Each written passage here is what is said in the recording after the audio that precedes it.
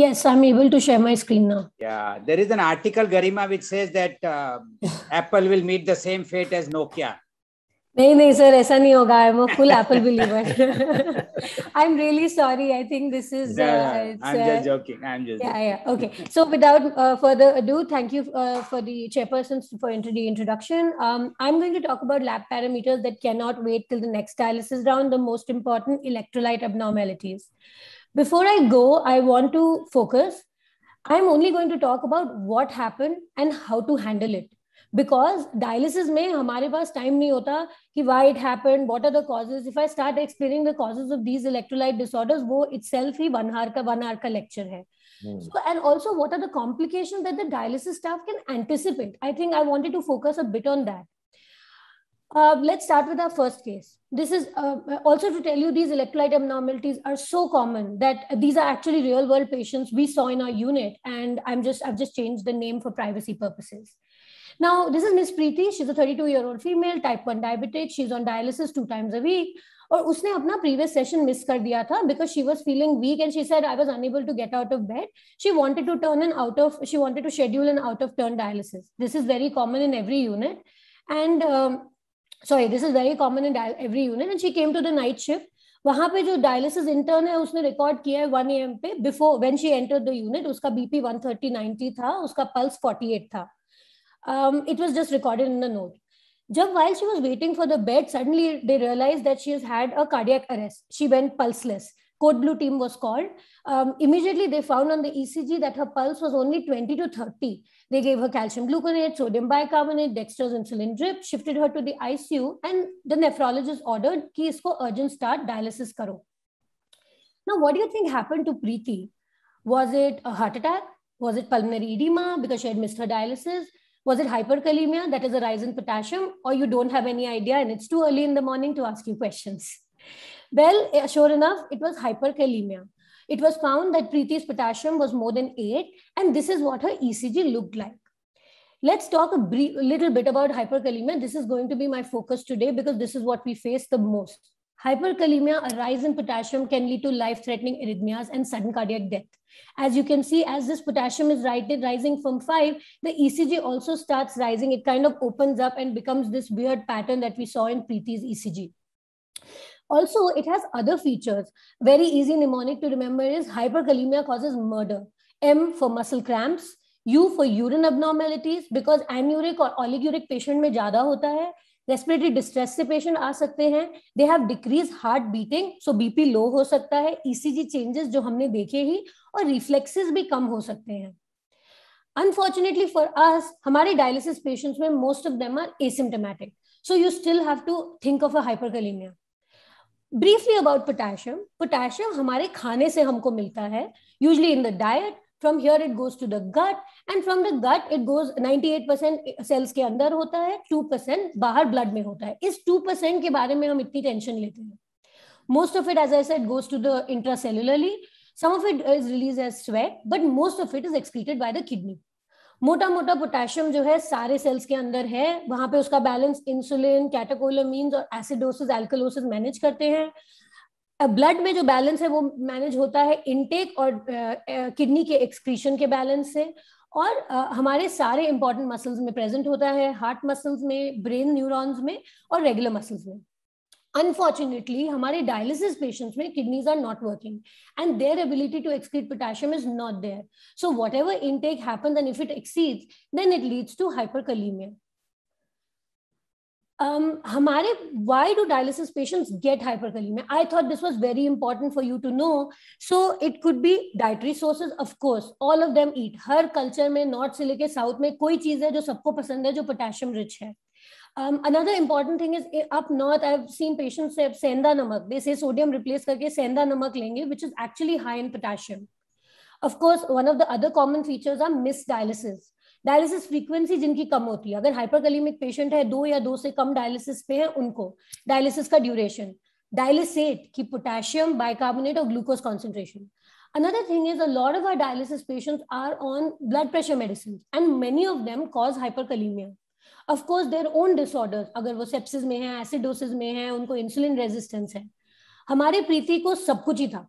She was eating high potatoes because she had a function at home the last 2 days. She had missed her dialysis. She was on beta blockers and she was insulin deficient because she was type 1 diabetic. अब अगर hyperkalemia आपके पास आए, how do you manage it? Immediately within the first 2 minutes, you can give them calcium gluconate and sodium bicarbonate, both of which are going to control the potassium within the first few minutes. This is very commonly available in your crash cart. Second, to buy you time while you set up the machine, you can give them nebulizations with salbutamol, Astelin, Duolin, very commonly available in the unit. You can give them dextrose insulin. All of this acts in 30 minutes, but lasts for a bit. These are also available freely in the dialysis unit. Some people also give Lasix, but in dialysis patient that may not be affected because they don't make urine. And of course, dialysis. The best and the most easiest way to remove potassium is to start them on dialysis. Of course, long term, you will see that the nephrologist has put these patients on potassium binders like K-bind. Now coming to, I just wanted to focus a bit on what happens when a hyperkalemic patient gets dialysis, very briefly. See, जैसे ही आप hyperkalemic patient को dialysis machine से connect करते हो, तो immediately first hour में सबसे ज़्यादा dialysis, सबसे ज़्यादा potassium transfer हो जाता है, because that is dependent on आपके dialysate में कितना कम potassium है. आपने potassium free रखा है या 1 या 2 या 3, उसके हिसाब से immediately potassium shift होगा. Next 2 hours में it will be based on, it will be a slower transition, but the transition will happen. And in the last 1 hour, usually there is no potassium movement. Unfortunately, after the dialysis removes the potassium, as you can see here, comes down at the end of dialysis, next 3 to 4 hours में ये potassium फिर pick up हो जाता है. So this practice, sometimes I know units जो immediately hyperkalemic patient का immediately after dialysis potassium कर देते हैं और कहते हैं अच्छा अब ठीक है कोई दवाई की जरूरत नहीं है. That's not right, because it's going to rebound in the next 3 to 4 hours. I just put this picture, sorry for the ugly photos, but this is from my dialysis unit. हमारे unit में ये सब baths available हैं. अब staff is confuse कौन सा बात, कौन सा पोटेशियम वाला यूज करना है. So I found a very easy rule of 7. आप याद रखें, पेशेंट का पोटेशियम प्लस डायलिसिट का पोटेशियम 7 होना चाहिए. तो अगर पेशेंट का पोटेशियम 8 है तो 0 पोटेशियम बात यूज करो, अगर 5 है तो 2 पोटेशियम बात यूज करो, एंड अकॉर्डिंगली. हमारे पेशेंट में हमने क्या किया, उसको इमरजेंसी ट्रीटमेंट दी, उसको इंटरमीडिएट ट्रीटमेंट दी, उसको डायलिसिस किया, and luckily for us our patient survive. हमने उसको डिस्चार्ज में बोला कि we are going to put her on a low potassium bath. उसको हम एडिशनल डायलिसिस, हमने उसकी फ्रीक्वेंसी इंक्रीज कर दी, उसको डाइट समझाई और उसकी पोटेशियम इंक्रीजिंग मेडिसिन को कम कर दिया. So this was for hyperkalemia. I wanted to focus more on this क्योंकि सबसे ज्यादा आप लोग यही फोकस करते हैं, and the dialysis staff is the one that has to counsel the patient. Coming to case 2, I will go fast in this. This was mister Ajay, ER में आए थे with some pain abdomen, diarrhoea, fever, और ICU में admit हो गए थे. ICU से phone आया डायलिसिस यूनिट में कि सोडियम 105 है, क्रिएटिनिन 2.5 है, यूरिन आ नहीं रहा, पेशेंट को डायलाइज करना है. डायग्नोसिस था sepsis with acute cholecystitis. Before I go on to what happened to Ajay, I'm going to go a little bit on hyponatremia होता क्या है. Hypo मतलब low, natri मतलब sodium, और emia मतलब blood. So low sodium in the blood is called hyponatremia. ये जब 135 से कम होता है इसको hyponatremia बोलते हैं.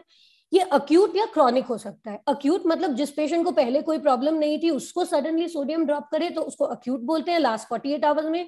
या हमारे डायलिसिस पेशेंट्स में एक्चुअली ये chronic होता है. And as the sodium level drops, इनके symptoms बढ़ते जाते हैं. They go on to even having coma. Now coming to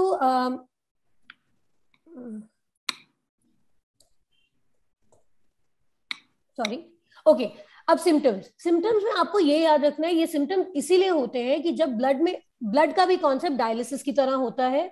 अगर एक इलेक्ट्रोलाइट की कॉन्सेंट्रेशन कम है तो water will travel towards where the electrolyte concentration is high. तो जब ब्लड में सोडियम ड्रॉप करता है तो water moves into the neurons too and causes cerebral oedema, और उसकी वजह से ये सारे सिम्टम्स होते हैं. प्रॉब्लम क्या होती है, जब आपने बहुत जल्दी करेक्ट कर दिया सोडियम को, ये जो सोलन सेल्स हैं इनमें से सडनली ये पानी निकलने लग जाता है और सेरेब्रल पोंटाइन माइलिनोलाइसिस हो जाता है, CPM, which is a dreaded complication. इसीलिए सोडियम को हमेशा धीरे धीरे करेक्ट करना चाहिए, आइडियली 4 to 8 मिलीकुलर पर 24 आवर्स. नाउ आईसीयू डॉक्टर ने आपको कॉल किया, नेफ्रोलॉजिस्ट को आप रीच नहीं कर पा रहे. What is the modality of dialysis you will choose, intermittent dialysis, SLED या CRRT? Yes, of course, CRRT is the best. पर बहुत लकी होते हैं वो लोग जिनके पास CRRT फ्रीली अवेलेबल होता है, हमारे पास तो नहीं है. So if I have to choose intermittent dialysis, I would choose a short dialysis, a low blood flow, and low serum sodium. Till you connect with your treating team, and actually you should also know कि जब अगर hyponatremic patient को dialysis करना है तो short duration का, low blood flow का, low serum sodium का dialysis करना है.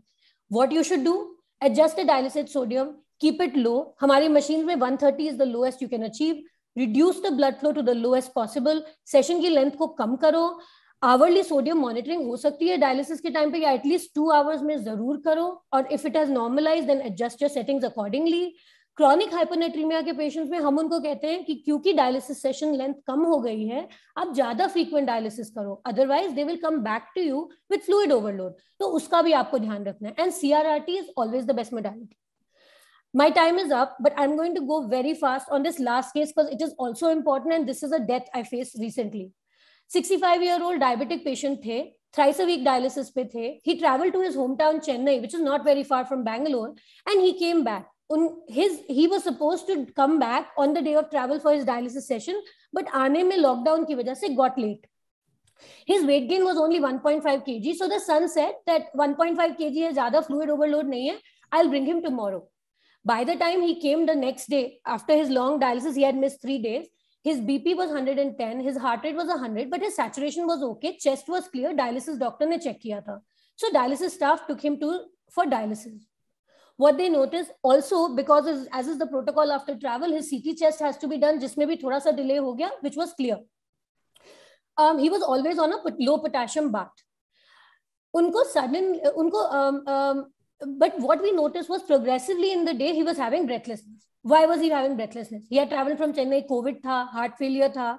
Actually, it was metabolic acidosis. And when his ABG was done, pre-dialysis reports came back, his bicarbonate was actually 7. So this was a case of metabolic acidosis, जहाँ पे saturation ठीक थी, chest clear थी, but patient was breathless, and our staff and we didn't anticipate कि we are dealing with severe metabolic acidosis. Problem क्या हुई कि once he was taken up for dialysis, after 2 hours of dialysis, he crashed and we lost the patient. This is something I wanted to focus on, very ignored topic, कि metabolic acidosis तो dialysis से बहुत जल्दी correct हो जाता है. Within first 2 hours, your metabolic acidosis will be corrected. But you should remember, go back to potassium, that if acidosis is corrected and alkalosis is there, it's going to push your potassium back into your cells. So now you have a patient after 2 hours of dialysis who's already lost, acidosis is cleared, the potassium is pushed back into the cells, plus you have given him a low potassium bath. So our patient actually passed away because of hypokalemia after correcting metabolic acidosis. This is something to remember. If you're dealing with a severe metabolic acidosis in dialysis, do not give them a low potassium bath and do their cardiac monitoring. That's all from me. Thank you, and sorry for the little technological hitches. Thanks.